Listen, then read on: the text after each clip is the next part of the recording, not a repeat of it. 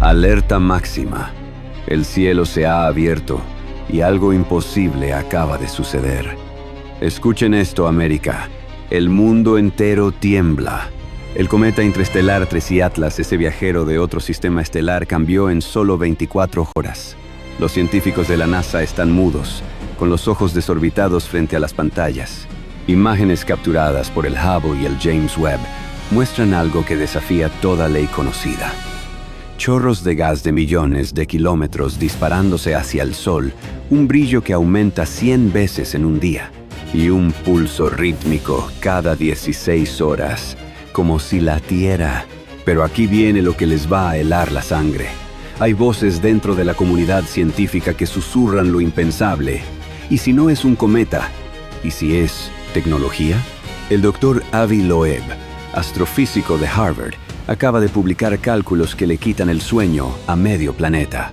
Para expulsar 5 billones de toneladas de material, el objeto necesitaría tener un diámetro de más de 32 kilómetros o haberse fragmentado en más de 16 pedazos. Pero aquí está el detalle que nadie esperaba. No hay fragmentos. Las imágenes más recientes muestran un núcleo intacto, brillando con colores que van del verde esmeralda al rojo sangre, pulsando como un corazón. Un entorno está afirmando que se trata de vida extraterrestre. Pero con los últimos avances y hallazgos, nuevamente se da veracidad a la palabra de Dios. Existen seres en otro mundo, pero son solo los ángeles celestiales, no ningún ovni no identificado. Dicen que la NASA activó el sistema de defensa planetaria. Suena aterrador, ¿verdad? Eso es justamente lo que quieren para atacar a la Biblia. Pero lo peor es que, también dentro de la iglesia, falsos pastores relacionan este evento con las profecías bíblicas. El Señor dijo que ocurrirán desastres históricos antes de su venida, pero será en un periodo determinado que es dentro del día de la gran tribulación descrita en la Biblia.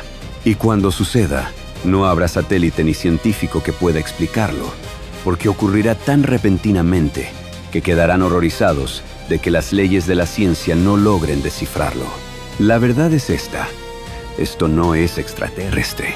La Biblia lo anunció hace miles de años. Escuchen Apocalipsis 8.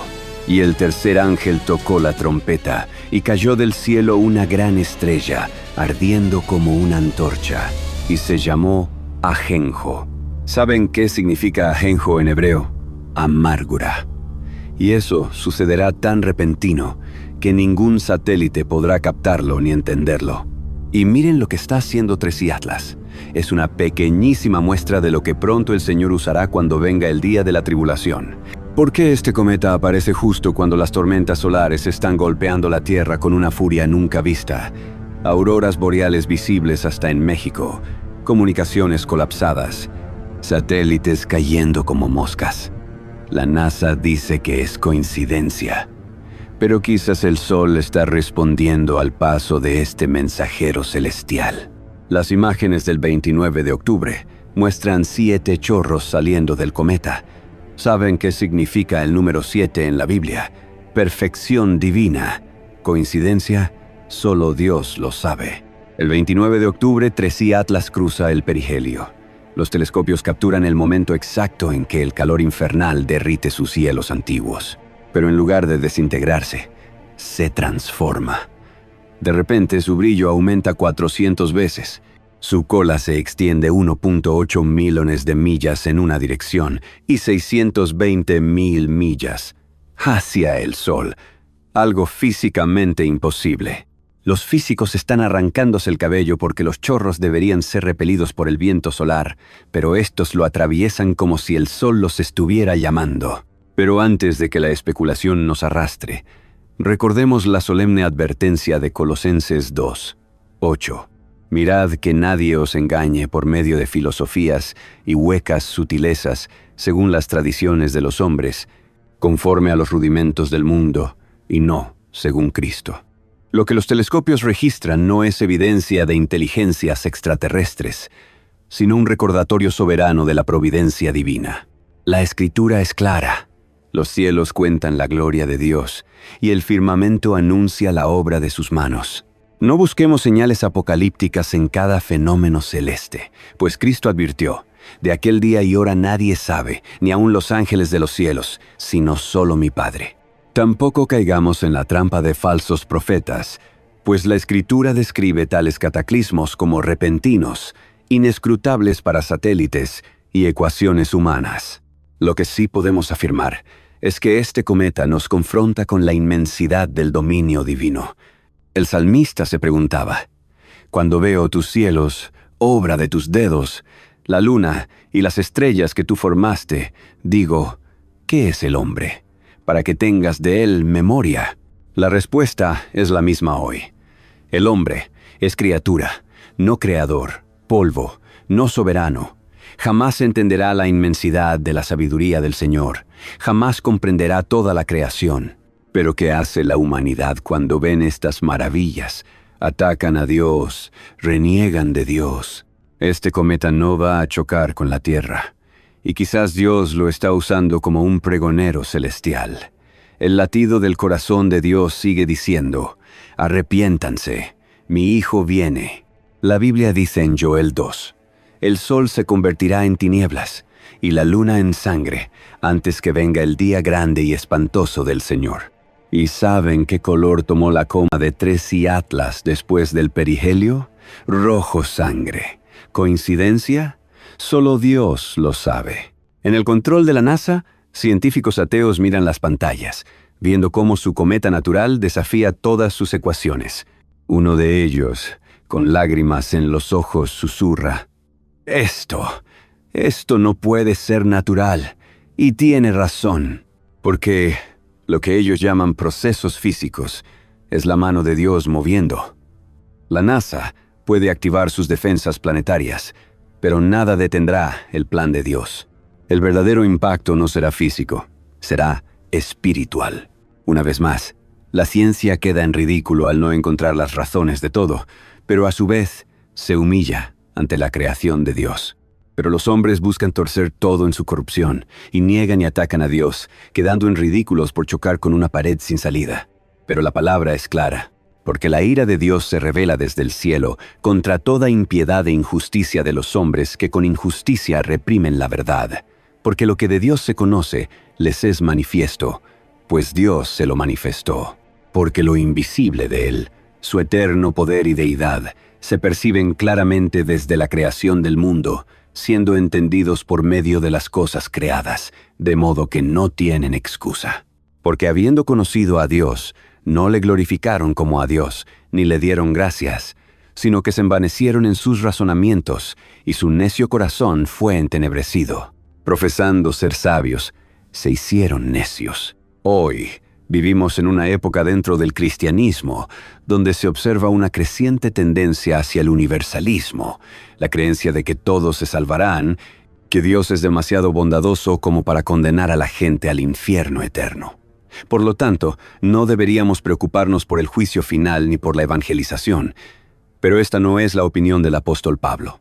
No es la opinión de nuestro Señor, quien habló más sobre el infierno que cualquier otro personaje en toda la Biblia. Los hombres de Dios que han vivido a lo largo de la historia han comprendido que Dios es un Dios de juicio. John Knox, arrodillado por las almas perdidas, suplicó, «Dame Escocia o muero». Hudson Taylor clamó a Dios, «Siento que no puedo seguir viviendo a menos que haga algo por los perdidos en China». Henry Martyn, al llegar a la India, dijo, «Ahora, mi querido Señor, permíteme consumirme por ti». Adoniram Judson, el gran misionero en Birmania, oró, «Señor, permíteme terminar mi obra. Concédeme el tiempo suficiente para llevar la palabra de salvación a este pueblo». James Chalmers arriesgó su vida 1000 veces y finalmente fue asesinado y devorado por hombres a quienes buscaba iluminar.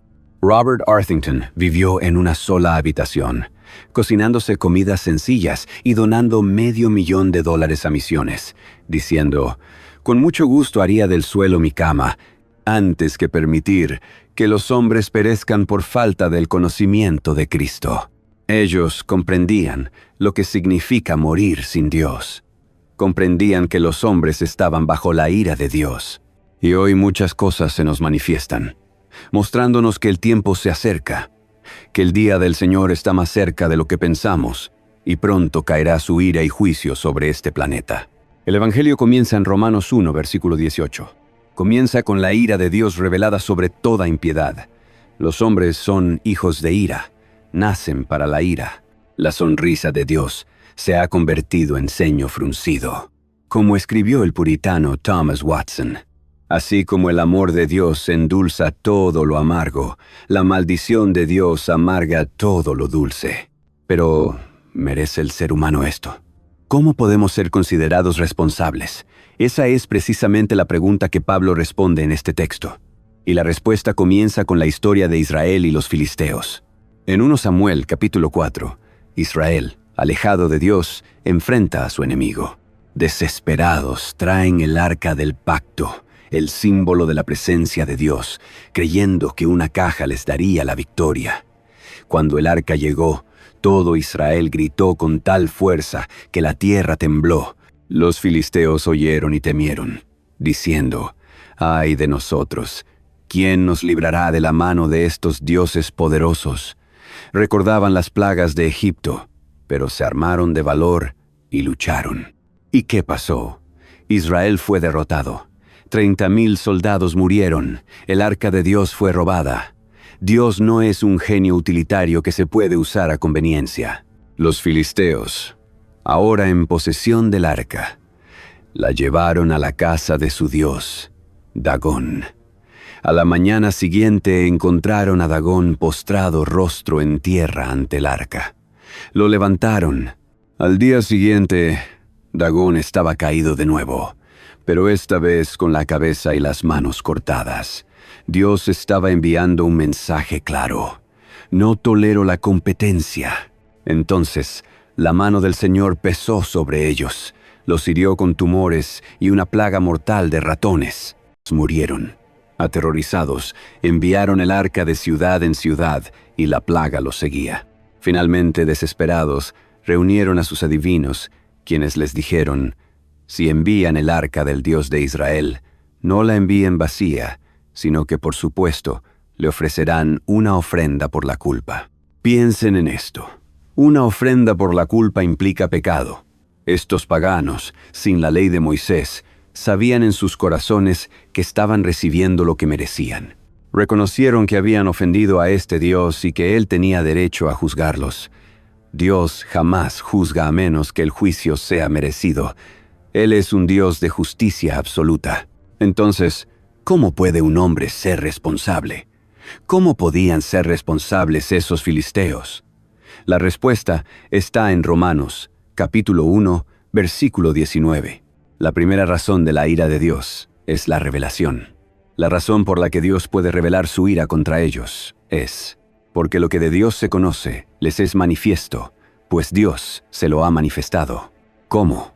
Porque lo invisible de Él, su eterno poder y deidad, se hacen claramente visibles desde la creación del mundo, siendo entendidos por medio de las cosas creadas, de modo que no tienen excusa.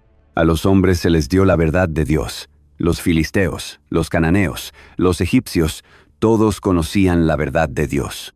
Dios ha inscrito la evidencia en la naturaleza misma del hombre, de modo que en ningún lugar está sin testigo. El hombre no puede alegar ignorancia. Dios se ha dado a conocer mediante su creación. Como dijo Tertuliano, no fue la pluma de Moisés la que inició el conocimiento del Creador. La naturaleza es la maestra y el alma la alumna. Si te ofrezco una rosa, despreciarás a su hacedor. La creación manifiesta a Dios. Juan 1:9 lo dice de manera extraordinaria. Cristo es la luz que alumbra a todos los hombres. Esto no significa que todos son salvos, sino que a todos se les da luz, el conocimiento de Dios. Nadie tiene excusa. Lo invisible de Dios, su eterno poder y su naturaleza divina se ven claramente. Su omnipotencia, su sabiduría, su bondad, su amor, todos los elementos de su naturaleza son visibles. Puedo decirte que Dios es un Dios de belleza con solo mirar este mundo. Es un Dios sabio por la complejidad del diseño de su creación. En la antigüedad, sin microscopios ni telescopios, los hombres contemplaban la inmensidad del universo. Observaban el orden de los cuerpos celestes, la maravillosa disposición de los pétalos de una flor, el ciclo del agua, el misterio del nacimiento humano, la gloria del amanecer y la majestuosidad del atardecer. Alzaron la vista y vieron lo que el salmista vio. Los cielos cuentan la gloria de Dios y el firmamento anuncia la obra de sus manos. Y hoy, la ciencia, en su búsqueda de respuestas, se topa con esta misma verdad. Robert Jastrow, astrofísico y exdirector del Instituto Goddard de la NASA, escribió: "Ahora vemos cómo la evidencia astronómica respalda la visión bíblica del origen del mundo". Para el científico que ha vivido guiado por su fe en el poder de la razón, la historia termina como una pesadilla. Ha escalado las montañas de la ignorancia.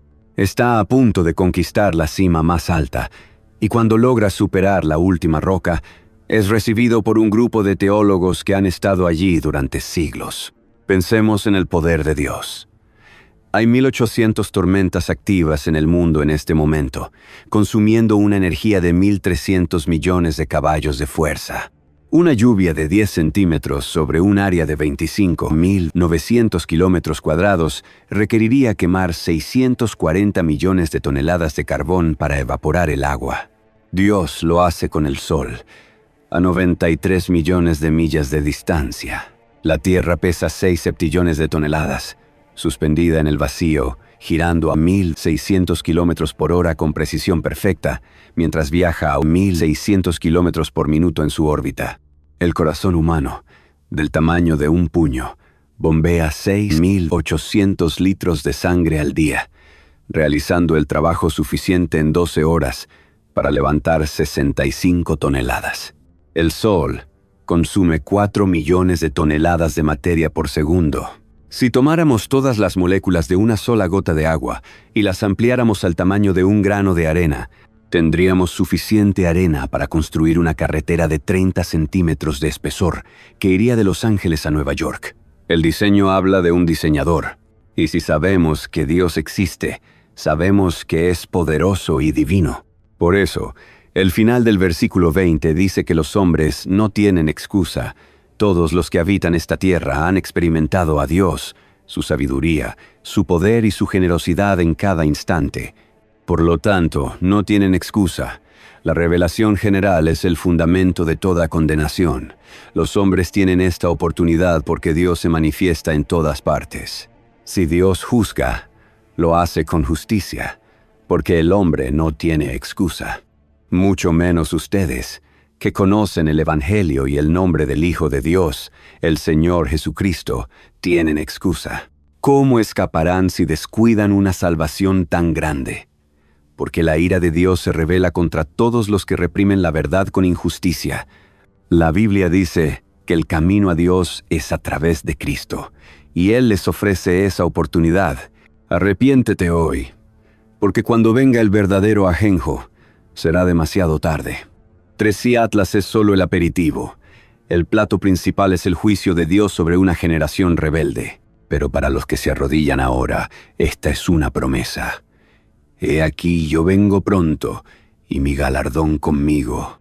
Abre tu corazón, confiésalo como Señor, cree en el Evangelio, la buena noticia de que vino al mundo, vivió, murió y resucitó por tus pecados. Entra en la vida de Dios y aléjate de su ira. El cielo se ha abierto. Los ángeles están actuando. Y 3 Atlas quizás es su heraldo. Gloria a Dios en las alturas.